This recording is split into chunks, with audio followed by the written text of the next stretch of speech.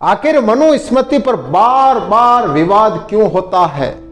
अभी हाल ही में winter session चल रहा था संसद में। राहुल गांधी एक हाथ में संविधान की किताब लेकर आते हैं, एक हाथ में मनुस्मृति लेके आते हैं और विवाद खड़ा हो जाता है। बार बार इसके बारे में विवाद क्यों होता है? आखिर इसमें ऐसी क्या बातें लिखी गई हैं जो लोग इसको लेकर बार बार विरोध करते हैं और विवाद खड़ा कर देते हैं? आपको पता है भीमराव अंबेडकर जी ने भी मनुस्मृति को जलाई थी।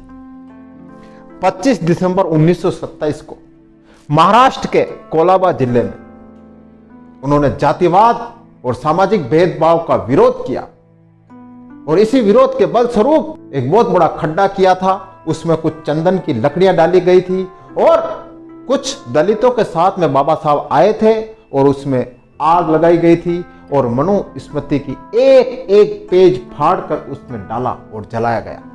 पूरे देश में विरोध हुआ और यह विरोध आज दिन तक हो रहा है मनुस्मृति पर। तो आपको पता है कि आखिर विरोध का क्या कारण है? क्या है ऐसा इस बुक में जो इसका बार बार विरोध होता है? आइए आज देखते हैं अपन। यह लगभग 1800 साल पहले लिखी गई कहा जाता है। मनुस्मृति दो शब्दों का मेल है, मनु और स्मृति। इसको मनु के द्वारा लिखा गया। मनु ऋषि थे बहुत बड़े, उनके द्वारा इसको लिखे गए, यानी मनुस्मृति यानी मनु के विचार। मनु के अंदर जो विचार थे उन्होंने एक बुक के माध्यम से लिखा, इसीलिए इसको मनुस्मृति कहा जाता है। लेकिन अब विवाद कहां है?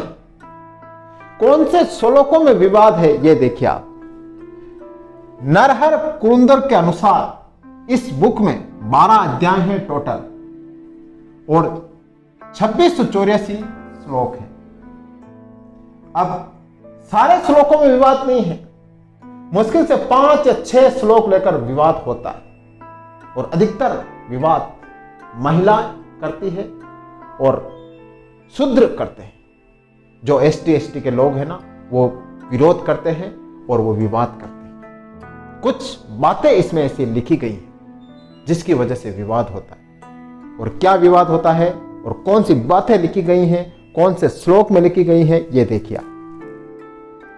अध्याय 1 श्लोक 31, इसमें कहा गया कि ब्रह्मा ने इस संसार की रचना की है। ब्रह्मा ने, और मुख से ब्राह्मण पैदा हुए, ब्रह्मा के मुख से ब्राह्मण पैदा हुए, भुजाओं से क्षत्रिय पैदा हुए, पेट से वैश्य पैदा हुए और पेट से शूद्र पैदा हुए। यहीं से आपत्ति है लोगों को कि ऊंची ऊंची जातियां तो अच्छी जगह से पैदा हुई और शूद्र पेड़ से पैदा हुए। इसी बात को लेकर विवाद होता रहता है। नेक्स्ट श्लोक देखिए, अध्याय 5 श्लोक 148। यह कहता है कि एक महिला को बचपन में पिता, जवानी में पति और पति मर जाए तो बेटों के अधीन रहना चाहिए। किसी भी स्त्री को स्वतंत्र नहीं रहना चाहिए, यह श्लोक कहता है। उसको संपत्ति का अधिकार भी नहीं मिलना चाहिए और उसको स्वतंत्र भी नहीं रहना चाहिए एक महिला को। यह किताब यह कहती है। तो अधिकतर महिलाएं भी इसका विरोध करती है कि क्यों? क्योंकि आज के जमाने में यह सही नहीं है। हर महिला को स्वतंत्रता से जीने का अधिकार है।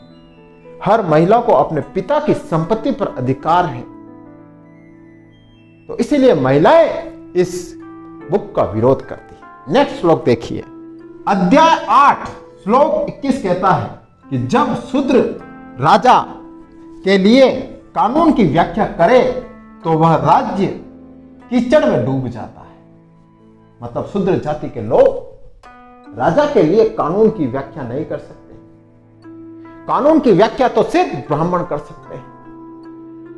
अगर शूद्र कानून की व्याख्या करेगा तो राजा का राज्य डूब जाएगा और राजा सिर्फ देखता रहेगा, उसका पूरा राज्य कीचड़ में डूब जाता है। इसका भी विरोध होता है, विवाद होता है। नेक्स्ट श्लोक देखिए, अध्याय 8 श्लोक 129। यह कहता है एक योग्य शूद्र को कभी भी धन नहीं कमाना चाहिए। क्योंकि अगर वह अमीर बनकर ब्राह्मण को परेशान करता है, इसको लेकर भी विवाद होता है। ये श्लोक कहता है कि एक योग्य शूद्र को कभी धन नहीं कमाना चाहिए, अपने लिए धन कभी इकट्ठा नहीं करना चाहिए, क्योंकि जब वह धन इकट्ठा करेगा तो ब्राह्मण को परेशान करेगा, तो वो सही नहीं है। तो इस श्लोक को लेकर भी बार बार विवाद होता है। नेक्स्ट श्लोक देखिए, अध्याय 9 श्लोक 335। यह कहता है शूद्र का सबसे बड़ा धर्म है वेदों के ज्ञाता और सम्मानित ब्राह्मण की सेवा करे हमेशा। यह श्लोक क्या कहता है कि जो वेदों के ज्ञाता है, जो सम्मानित ब्राह्मण है, उनकी सदा शूद्र को सेवा करनी चाहिए। इस श्लोक को लेकर भी बार बार विवाद होता है। ये सारे श्लोक और इसका अर्थ पैट्रिक ओलिवेल और सुमन ओलिवेल की किताब मनुष्य कोड ऑफ लॉ से लिए गए। अगर इस किताब के कुछ श्लोकों को छोड़ दिया जाए तो बाकी श्लोक तो अच्छे हैं, लेकिन इन श्लोकों की वजह से बार बार विवाद होता है, जातिवाद पैदा होता है, सामाजिक भेदभाव पैदा होता है। और इन्हीं श्लोकों की वजह से भीमराव अंबेडकर साहब ने मनुस्मृति को जलाई थी। उन्होंने कहा था कि यह किताब जातिवाद पैदा करती है, यह किताब सामाजिक बुराइयां पैदा करती है, महिलाओं का सम्मान छीनती है, महिलाओं का हक छीनती है, नीची जातियों का हक छीनती है, नीची जातियों का सम्मान छीनती है। इन्हीं श्लोकों के कारण इस मनुस्मृति को लेकर बार बार विवाद होता है।